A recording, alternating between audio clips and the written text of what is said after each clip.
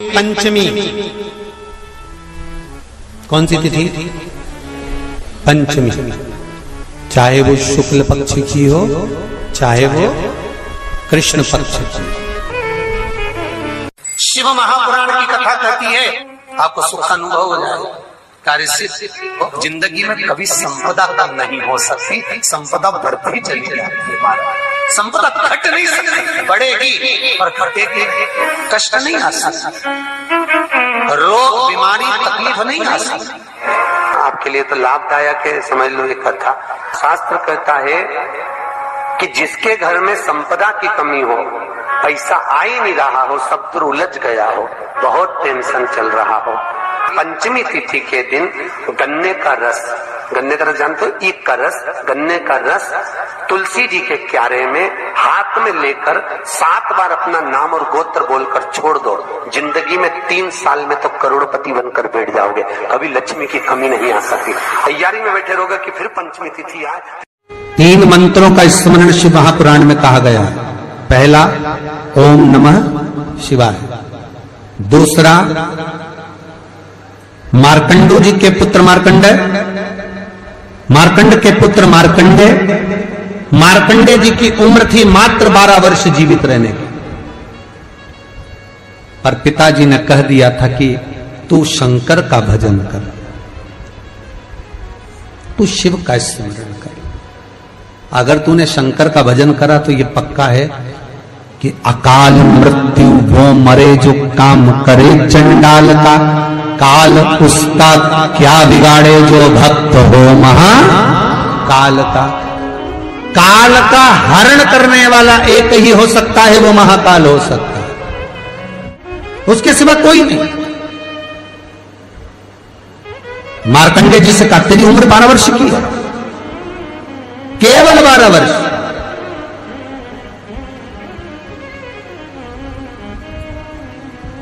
पूछा पिता जी से चरण पकड़कर मार्कंडेय जी पूछते हैं, मैं 12 वर्ष बाद मर जाऊंगा? हाँ, प्राण छूट जाएंगे। हाँ, कथा सुनी थी पिताजी के मुख से कि यमराज आता है, पाड़े पर बैठकर गदा लेकर आता है, बड़ी बड़ी मूंछें हैं, काला स्वरूप है, मुकुट सोने का पहनता है, हीरे का उसमें एक रतन लगा होता है, गले में भी स्वर्ण, उसमें हीरे जड़े होते हैं, काला विग्रह होता है यमराज का, और वो अपने दूतों के साथ आकर पास डालकर बांध कर ले जाता है। तो उस मार्कंडेय को वो चरित्र याद। आज अंतिम दिन 12 वर्ष की वो घड़ी, वो पल, वो क्षण आ गया जब मार्कंडेय जी के प्राण छूटना है। समय आ गया। मार्कंडेय जी के पिता जी से कहा जाओ और जाकर आप शंकर की भक्ति में रम जाओ। पिताजी और माताजी भी लग गए, मार्कंडेय जी भी लग गए। मार्कंडेय जी को लेने के लिए यमदूत आ गए, डर गया। थोड़ी देर बाद यमदूत देखे कि शंकर का अनुमोदन कर रहा है, वापिस चले गए। यमराज आ गया, वही पाड़े पर बैठकर, वही भैंसे पर बैठकर, वही काला स्वरूप। डर लग गया 12 साल के बच्चे को। उसने शंकर का शिवलिंग पकड़ लिया, गले से लगा लिया, शंभो मुझे डर लग रहा है, शंकर मुझे भय लग रहा है। और तब तेज तेज महामृत्युंजय मंत्र को, वैदिक मंत्र को पुकारना प्रारंभ करा। जब 33 अक्षर के उस महामृत्युंजय मंत्र को पुकारा, शंकर सामने खड़ा हो गया। यमराज पीछे हट गया कि ये अब मेरा है, इसको तू नहीं मार सकता।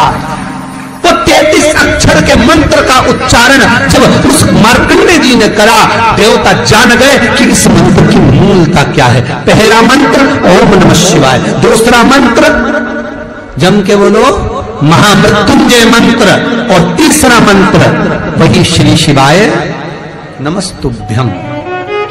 ध्यान दीजिएगा, मंत्र के 3 क्रम है, वैदिक, तांत्रिक, शाब्दिक। मंत्र के 3 क्रम है। तीनों मंत्र देख लीजिए, तीनों का क्रम देख लीजिए। महामृत्युंजय मंत्र वैदिक मंत्र, इसको जब ब्राह्मण जपता है, कुशा का आसन बिछाकर, मौन रहकर, घट की जिह्वा से जपता है। अगर याद नहीं रहता तो भी धीमा धीमा बोलता है, तेज नहीं।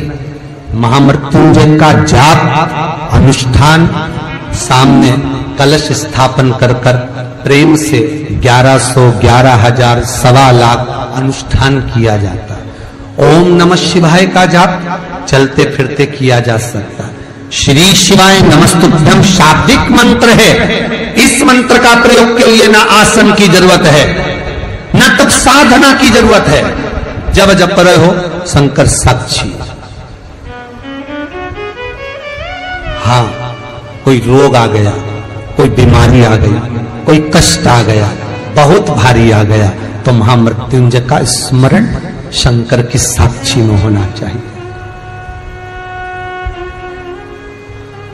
वो 33 अक्षर का महामृत्युंजय मंत्र, वैदिक मंत्र, शिव की साक्षी में।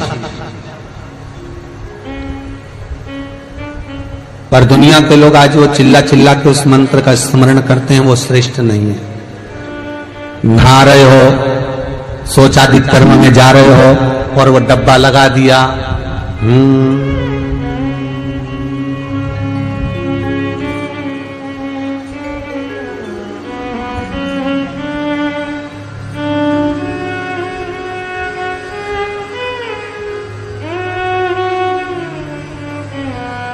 अब मंत्र चल रहा है, आप मन से बोलिए, बोलना आवाज नहीं आना चाहिए।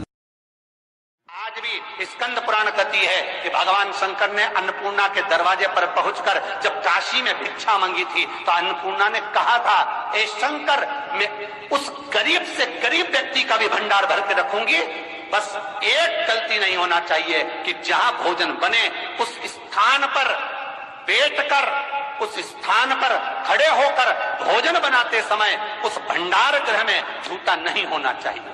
तो तुम्हें भर दूंगी भंडार।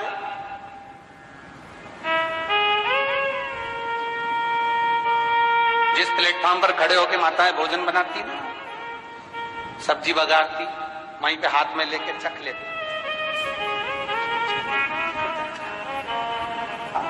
वहीं हरियो जगदम्बा, विचार तो करो। भले तुम भगवान को भोग नहीं लगा रही, पर पति तो परमेश्वर है। भले तुम भगवान को भोग नहीं लगा रही, पर पति तो परमेश्वर है। पति के लिए कहा परमेश्वर, मतलब भले भगवान की तुमने सेवा नहीं करी, भले अर्चना नहीं करी, भले पूजन नहीं करी, पर पति तो परमेश्वर है। सब में तो वही समाया। घर में जो सास रहती है वो भी तो मां है, जो पिता रहता है वो भी तो बद्रीनारायण है। महाराज फिर क्यों चक्र?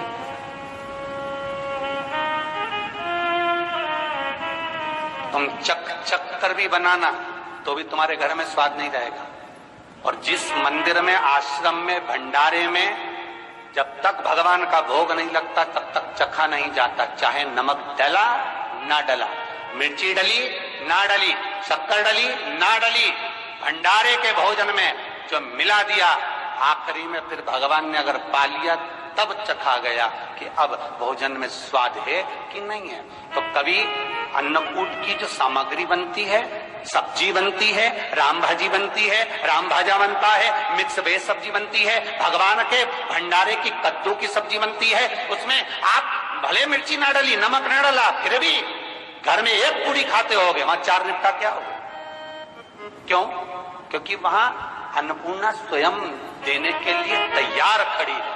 और हमारे घर में तुम चक चक के बना रही, बेटे को दूध भी दे रही तो बोतल में से 2 बूंद टपका के पहले चक ले रही।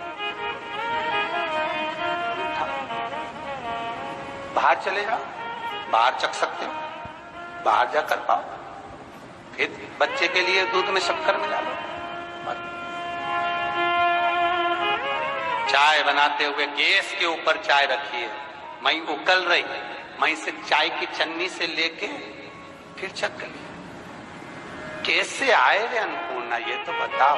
लोग कहते हैं हमारे घर में सारा सुख है गुरुजी, पर शांति नहीं है। हमने शांति ना जाने चली गई क्योंकि किचन में किच किच भरा गई। शांति कहां से होगी?